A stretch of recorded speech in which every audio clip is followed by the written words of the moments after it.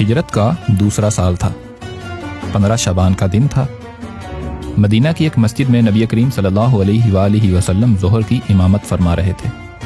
کہ دوران نماز ایک عجیب واقعہ پیش آیا۔ ابھی 2 رکعتیں ہی ادا کی تھیں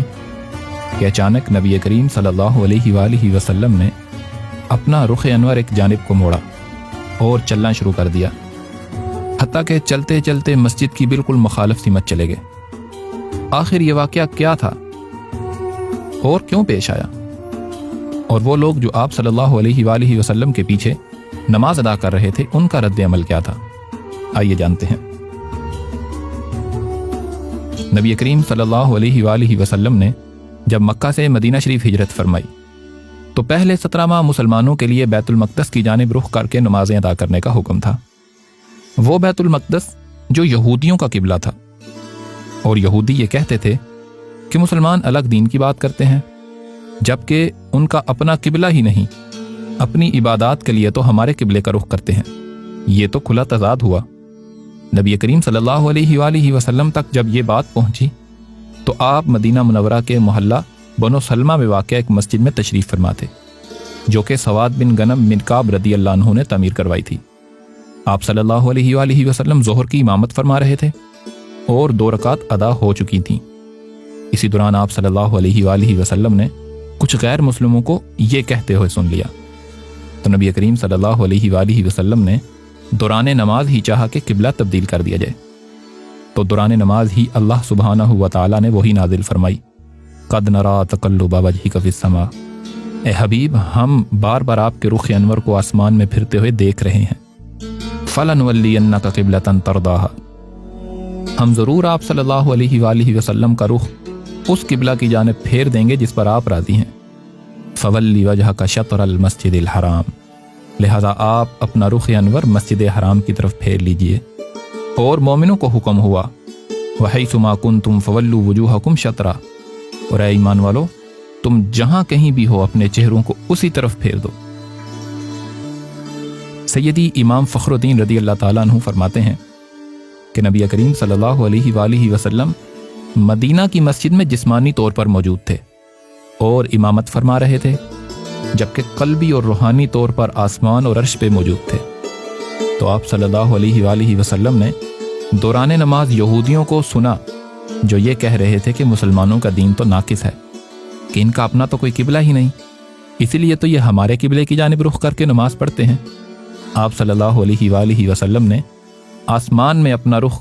بیت المعمور کی جانب، جو کہ خانہ کعبہ کے بالکل اوپر ہے، اس کی جانب فرما لیا، اور اپنے رب سے اس خواہش کا اظہار کیا کہ مسلمانوں کا قبلہ خانہ کعبہ ہو۔ بیت المعمور 5ویں سے 7ویں آسمان تک عین خانہ کعبہ کے اوپر واقع ہے۔ تو اللہ کریم نے یہ آیت وہی فرمائی، قد نرا تقلب وجہک فی السماء، اے حبیب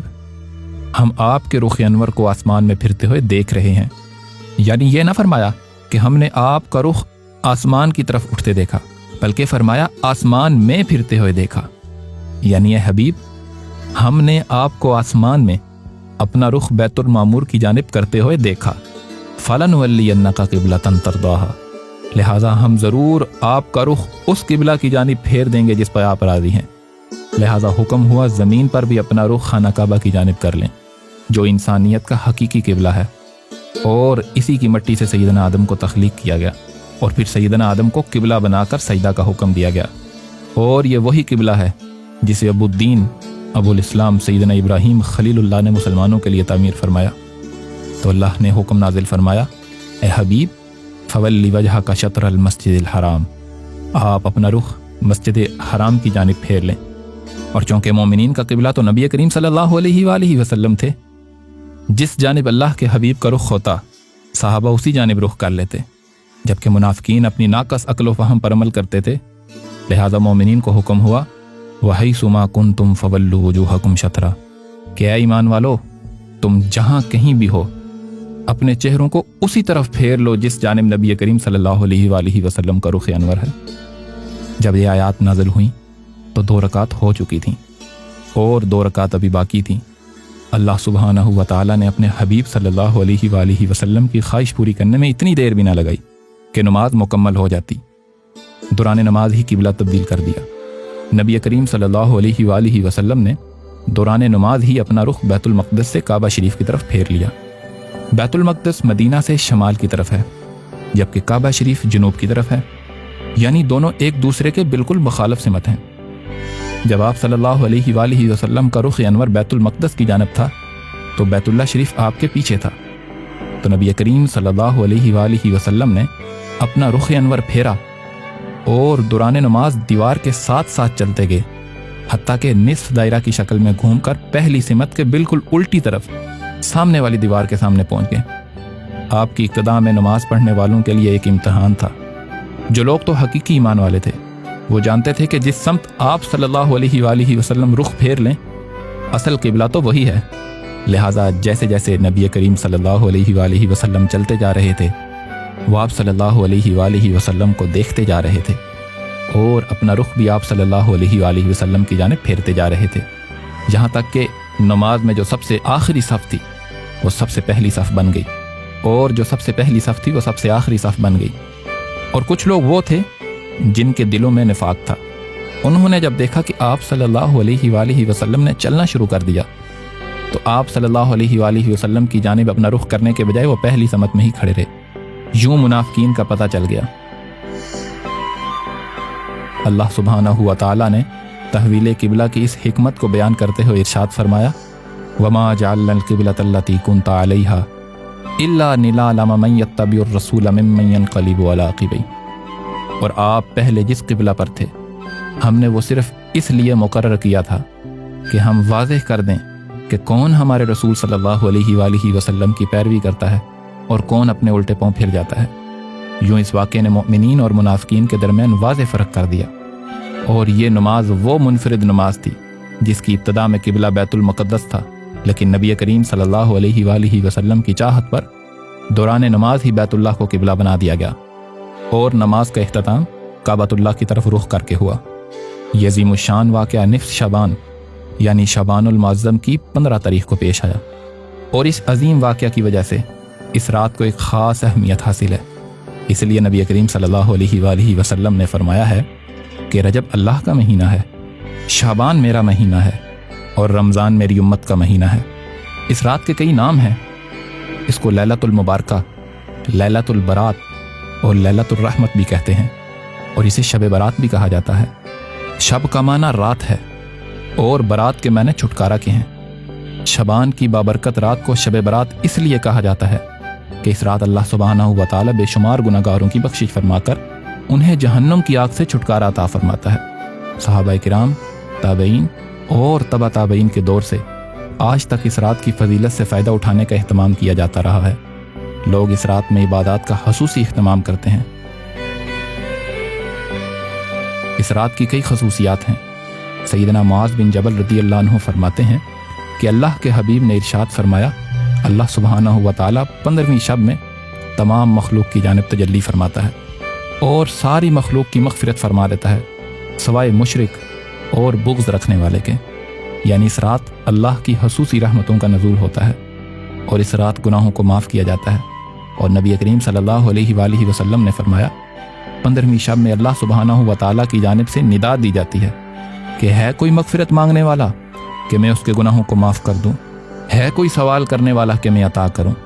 یعنی اس رات اللہ کی رحمت بندوں کو پکار پکار کر کہتی ہے کہ جو بخشش چاہتا ہے، جو مانگنا چاہتا ہے، آج کی رات مانگے میں اسے عطا کروں گا۔ ام المؤمنین سیدہ عائشہ صدیقہ رضی اللہ عنہا فرماتی ہیں ایک رات نبی کریم صلی اللہ علیہ وآلہ وسلم میرے پاس تشریف فرماتے، رات کو میں اٹھی تو دیکھا نبی کریم صلی اللہ علیہ وآلہ وسلم میرے پاس نہیں ہیں۔ سیدہ فرماتی ہیں کہ میں نبی کریم صلی اللہ علیہ وآلہ وسلم کی تلاش میں نکلی، تلاش کرتے کرتے میں بقیع کے قبرستان پہنچی۔ اللہ کے حبیب صلی اللہ علیہ وآلہ وسلم بقیع میں تشریف فرما تھے۔ آپ صلی اللہ علیہ وآلہ وسلم نے فرمایا کیا تمہیں ڈر تھا کہ اللہ اور اس کا رسول تم پر ظلم کریں گے؟ سیدہ ام المؤمنین رضی اللہ عنہا عرض کرتی ہیں یا رسول اللہ صلی اللہ علیہ وسلم، مجھے گمان ہوا کہ آپ ازواج مطہرات میں سے کسی اور کے پاس تشریف لے گئے ہیں۔ تو آپ صلی اللہ علیہ وآلہ وسلم نے فرمایا بے شک اللہ سبحانہ و تعالی 15ویں شعبان کی رات کو نچلے آسمان پر نزول فرماتا ہے اور قبیلہ کلب کی بکریوں کے بالوں کی تعداد میں لوگوں کی مغفرت فرما دیتا ہے، اور اس رات میں بے شمار لوگوں کی مغفرت کی جاتی ہے۔ لہذا اس رات اللہ سبحانہ و تعالیٰ کی رحمت جوش میں ہوتی ہے، ہر مانگنے والے کو عطا کیا جاتا ہے، اس لیے اس رات عبادات کی کثرت کی جاتی ہے، بلکہ اس رات عبادات کرنے کو پسند کیا گیا ہے۔ سیدنا و مولانا امام علی المرتضیٰ کرم اللہ وجہہ فرماتے ہیں، رسول اللہ صلی اللہ علیہ وآلہ وسلم نے فرمایا، جب شعبان کی 15ویں شب ہو تو اس رات قیام کرو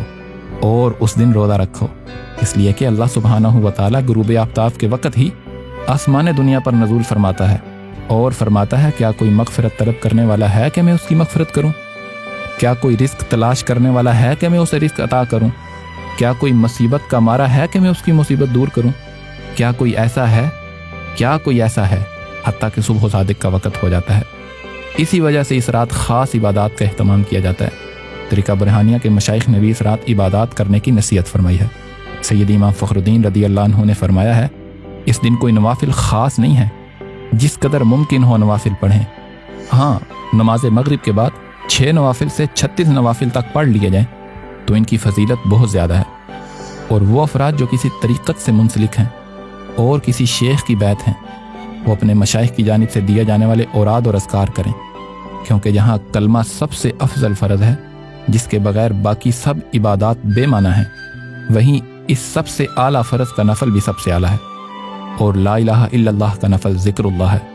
اور محمد رسول اللہ کا نفل ذکر حبیب اللہ صلی اللہ علیہ وآلہ وسلم ہے، یعنی درود پاک ہے۔ تو جو بھی اللہ اور اس کے حبیب کا ذکر کثرت سے کرے گا تو وہ باقی تمام نوافل سے بڑھ کر اجر پائے گا اور ان کا قرب اور خوشنودی حاصل کرے گا۔ لیکن یاد رہے، ان اذکار کو کرنے کے لیے اپنے شیخ کی اجازت لازمی ہے۔ اللہ سبحانہ و تعالی اپنے حبیب کریم صلی اللہ علیہ وآلہ وسلم کے وسیلہ سے ہمیں اس رات کی برکات کو حاصل کرنے کی توفیق عطا فرمائے، اور اللہ کے ایام اور ان کی قدر کو جاننے کی توفیق عطا فرمائے۔